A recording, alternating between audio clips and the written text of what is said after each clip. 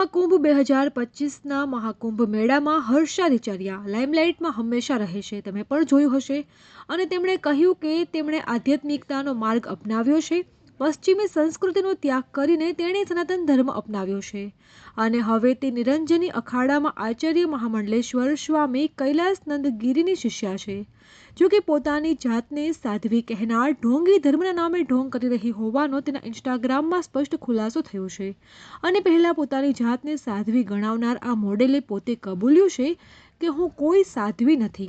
ત્યારે અહીંયા સવાલ એ છે કે સનાતन धर्म नामे आवा ढोंग करवा एक कितना योग्य है? मेरी प्रतिक्रिया मेरी ये है कि मैं साध्वी नहीं हूँ। मैंने साध्वी के लिए कोई भी रिचुअल, कोई भी संस्कार नहीं करवाया, कोई भी दीक्षा नहीं ली है।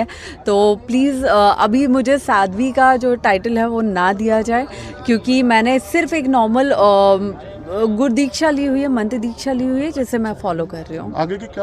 मैंने कहीं भी ये स्टेटमेंट नहीं दिया है कि मैं साध्वी हूँ, क्योंकि वो अपने आप में एक बहुत बड़ा प्रोसेस है, बहुत बड़ी परंपरा होती है, बहुत सारे संस्कार होते हैं जो मेरा नहीं हुआ है।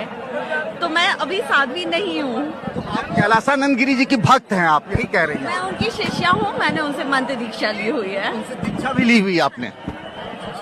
कितने साल से आप उनके साथ और निरंजनी अखाड़े के साथ हैं? 1.5 साल से।